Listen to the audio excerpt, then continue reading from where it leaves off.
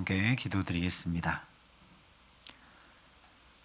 아버지 하나님, 오늘도 새날의 광명을 보게 하시니 감사합니다.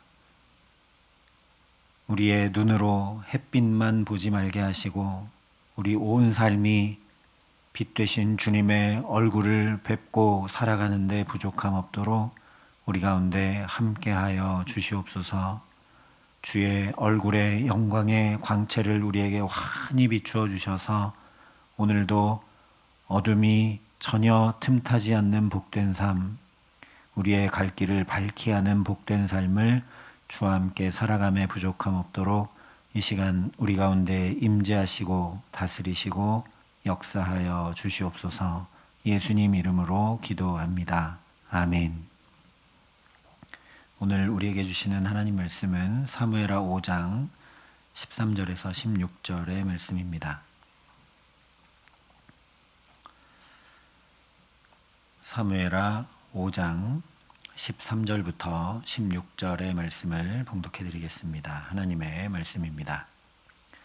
다윗이 헤브론에서 올라온 후에 예루살렘에서 처첩들을 더 두었으므로 아들과 딸들이 또 다윗에게서 나니 예루살렘에서 그에게서 난 자들의 이름은 삼무아와 소밥과 나단과 솔로몬과 이팔과 엘리수아와 네벡과 야비아와 엘리사마와 엘리아다와 엘리벨렛이었더라.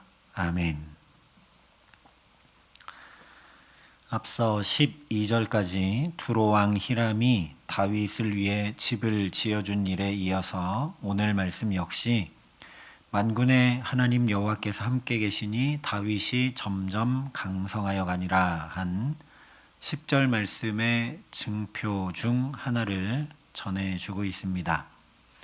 그것은 바로 다윗이 예루살렘에서 아들들과 딸들을 낳은 일입니다.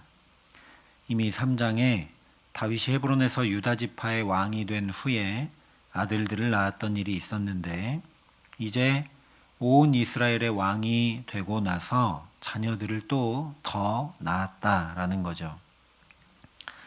고대 사회에서 왕조의 안정, 즉 왕권 강화의 첫 번째 조건은 왕의 다산이었습니다. 예를 들면 이집트의 18번째 왕조 마지막 세 왕들은 자녀가 없었습니다. 황금 마스크라는 전시물로 유명한 투탕카멘은 자녀가 없었기 때문에 그의 뒤를 이어서 총리였던 아이라는 사람이 왕위를 이었는데 그 사람도 자녀가 없이 죽게 되니까 장군이자 총리였던 호렘헵이라는 사람이 왕위에 앉게 됩니다. 그런데 이 호렘헵도 자녀가 없이 죽게 되자 이집트 사람들이 이 문제를 아주 심각하게 여기고 이런 문제를 종식하고자 세웠던 왕이 누구냐면 그 유명한 람세스입니다. 이 람세스를 이집트 사람들이 왕의 자리에 세운 이유는 람세스에게 많은 자녀들과 손자들이 있었기 때문입니다. 그러니까 일단 오늘 다윗이 낳은 이 자녀들의 명단은 하나님께서 다윗의 집을 번성케 하셨다라는 것뿐 아니라 다윗 왕조를 강성케 하신 증거라는 말씀이죠. 생명의 주관자 되시는 하나님께서 주시는 복이 아니면 자손들의 번성을 볼 수 없기 때문입니다. 또한 13절에 다윗이 헤브론에서 올라온 후에 예루살렘에서 아들과 딸들이 또 다윗에게서 나게 되었다 말씀했는데 곧바로 14절도 예루살렘에서 그에게서 난 자들의 이름은 이라고 같은 내용을 반복하며 강조합니다. 왜냐하면 앞서 살펴봤던 것처럼 예루살렘은 시온인데 7절에서 살펴보았듯이 이 시온은 곧 하나님의 처소이기 때문입니다. 즉 하나님의 처소, 여기에서 다윗을 번성케 하셨다라는 것은 이제 하나님의 임재와 통치, 즉 하나님 나라가 여기 시온에 공고히 자리 잡았다라는 것을 나타내는 것이고 그러니 이제 다윗과 그의 후손들을 통해서 대대로 이 하나님 나라의 통치가 이어지게 될 것임을 나타내 보여주는 것입니다. 복잡할 것 없이 말 그대로 후손이 없으면 하나님 나라를 세워가는 믿음의 걸음이 그냥 다윗에게서 끝나고 말 것이기 때문입니다. 그런데 이제 이런 후손들이 많이 태어났다라는 거죠. 세 번째로 이어지는 이 자녀들의 명단을 통해 그저 인간적으로 강성하게 하신 것뿐 아니라 언약 안에 영적으로도 강성하게 하셨음을 확인시켜주고 있습니다. 마태복음 1장, 누가복음 3장에 보면 예수님의 족보가 기록이 되어 있습니다. 그런데 마태복음과 누가복음의 족보는 약간 다릅니다. 여러 가지 다른 점이 있는데 그 중에서 마태복음은 왕권의 계통으로 솔로몬을 통해 계보를 이어갑니다. 그런데 누가복음은 인간성과 겸손의 계통으로 나단의 계보를 통해 이어갑니다. 등장하는 이름 자체가 다르다라는 거죠. 그래서 각각 그 강조점을 달리하면서 결국 그렇게 다윗의 후손을 통해 예수 그리스도께서 나셨음을 둘 다 마태복음도 누가복음도 증거합니다. 그러니까 어느 한쪽이 맞다, 어느 한쪽은 틀렸다, 왜 다르게 기록되었느냐 이게 아니라 두 복음서의 계보를 통해서 메시아는 왕적인 권위와 더불어서 온유와 겸손을 함께 성취하신 다윗의 자손 예수 그리스도이심을 보여주는 거죠. 그러므로 마태복음과 누가복음의 예수님의 족보에 비추어 오늘 말씀을 보면 다윗이 예루살렘 즉 시온에서 번성케 된 것은 그냥 혈연의 증가, 왕권의 강화, 왕조의 번성이 아니라 장차 메시아의 나라가 그렇게 확장될 것임을 예표해주고 있는 겁니다. 동시에 하나님은 한 사람이 아니라 여러 줄기를 통해 온전한 메시아 언약을 성취하신다라는 것이 오늘 다윗이 낳은 자녀들의 명단에 담겨 있다라는 거죠. 어쨌든 하나님과 함께 할 때 나와 내 자손이 어떻게 주님의 은혜 안에 있게 되는가, 말 그대로 강성하게 되는가 보라는 말씀입니다. 하나님과 함께함이 내 개인의 삶에도 이렇게 중요하다라는 거죠. 우리도 내 뜻과 내 속도와 내 방향을 내 마음대로 걸으며 사는 것이 아니라 부단히 나와 함께 하시는 그 주님과 발맞추어 걷기를 힘쓰며 믿음의 선한 싸움 싸워 나가게 하시기를 바랍니다. 나와 우리의 자녀들이 이 땅에서도 잘되고 무엇보다 그렇게 우리를 통해 하나님 나라 이루어지게 하시는 귀한 은총 덧입어 살게 하시기를 간절히 기도합니다. 그렇게 땅의 기름진 복과 하늘의 신령한 복을 더해 주시는 하나님으로 인해서 오늘 다윗처럼 우리 삶도 우리 영혼도 우리 후손들도 믿음 안에 강성케 하시기를 예수님의 이름으로 축원합니다. 한 가지 더 주목할 것은 오늘 말씀이 그저 다윗이 낳은 자녀들만 전하고 있는 것 아닙니다. 앞서 헤브론에서 유다의 왕이 되어 자녀들을 낳은 기록과 오늘 말씀을 비교해 보면 중요한 차이를 발견하게 됩니다. 3장에서는 헤브론에서 낳은 자녀들만 아니라 그 자녀들의 어머니의 이름들도 함께 기록되어 있습니다. 그런데 오늘 말씀은 어머니의 이름들은 없고 그냥 자녀들의 이름만 쭉 기록이 되어 있습니다. 그러니까 앞에 3장에서는 다윗의 여러 아내들의 이름까지 다 기록을 했지만 그 사실에 대해서는 뭐 특별한 언급이 따로 없었는데 오늘 말씀은 정반대로 다윗의 아내들의 이름은 전혀 기록되고 있지 않지만 13절에 보면 다윗이 헤브론에서 올라온 후에 예루살렘에서 처첩들을 더 두었으므로 라고 밝혀 말씀해 주고 있습니다. 이것은 신명기 17장에서 이스라엘 왕에게 아내를 많이 두어 그의 마음이 미혹되지 말게 하라 하신 말씀에 명백히 반하고 있는 것이죠. 그 말씀에 순종하지 못하고 정반대로 처첩들을 더 두었다라고 일부러 알려주고 있는 겁니다. 하나님은 지금 다윗과 함께 하시면서 강성케 하시는 은혜를 더하시는데, 다윗은 그 하나님 놓치고 인간적인 계산으로 또 현실적으로 하나님의 말씀을 벗어나 자기 왕권을 공고히 하기 위해서 고대 근동의 다른 여러 나라들이 그렇게 했던 것처럼 아내와 첩까지 더하여 두면서 죄를 더하고 있는 걸 보라는 말씀입니다. 실제로 이렇게 처첩들을 더 두며 죄를 더해간 일에 대해서 한 번 더 예루살렘에서 그에게 난 자들의 이름은 삼무아와 소밥과 나단과 솔로몬이라고 강조해주고 있습니다. 우리는 그냥 이름의 나열처럼 보이는데 다윗의 자녀들의 명단에 맨 처음 기록되고 있는 이 4명은 모두 다 밧세바의 소생들입니다.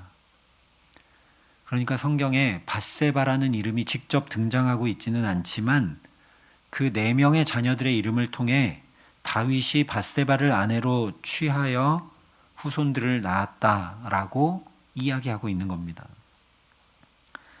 이처럼 다윗이 나와 함께 하시는 하나님으로 인해서 감사와 찬양을 더해간 것이 아니라 자기 욕망을 더해간 이 선택으로 인해서 자기 가정만 아니라 이스라엘 온 나라에 큰 상처를 남긴 것을 우리가 잘 알죠. 신실하고 충성된 장수였던 우리아를 잃게 되었고, 그로 인해 한 가정은 풍비박산이 났고, 다윗 자신도 밧세바와의 사이에서 얻게 된 첫 아들을 잃게 되는 슬픔을 겪게 됩니다.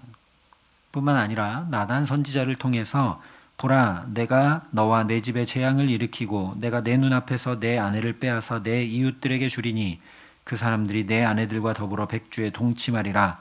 너는 은밀히 행하였으나 나는 온 이스라엘 앞에서 백주에 이 일을 행하리라 말씀하신 대로 나중에 압살롬이 반역을 일으켜서 다윗의 후궁들을 백주대낮에 범하는 비참한 일까지 일어나게 됩니다.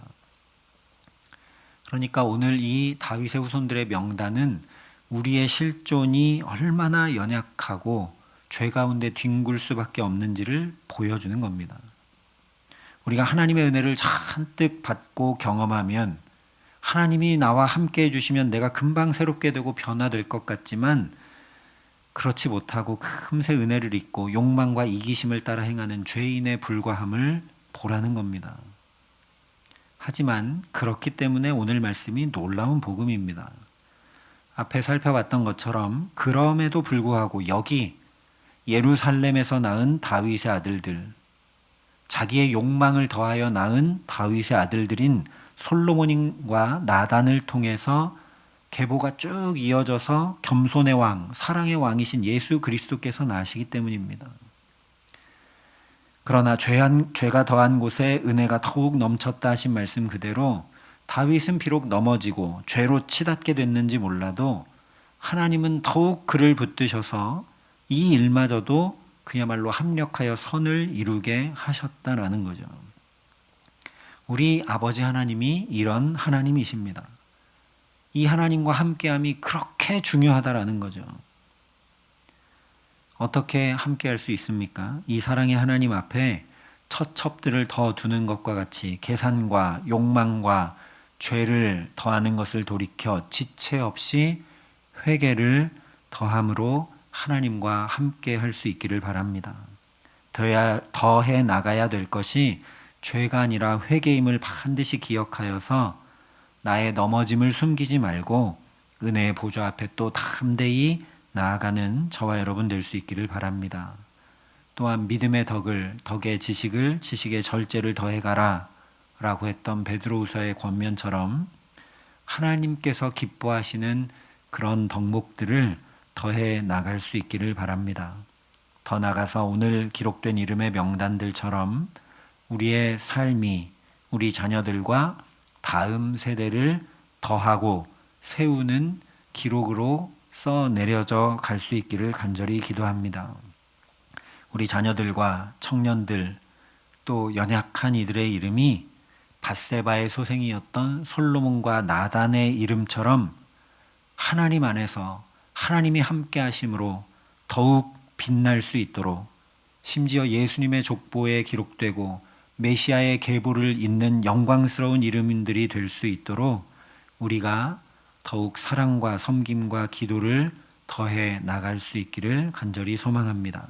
그래서 오늘 이 명단에 기록들처럼 우리의 이름을, 또 우리의 가정을, 우리가 속해 있는 여러 공동체들을 하나님의 구원 역사 속에 아름답게 기록해 주시는 복된 삶, 합력하여 선을 이루어 주시는 하나님 나라를 내 삶으로 오늘도 써 내려가는 아름답고 행복한 걸음, 주와 함께 동행함으로 살게 하시기를 예수님의 이름으로 간절히 축원합니다.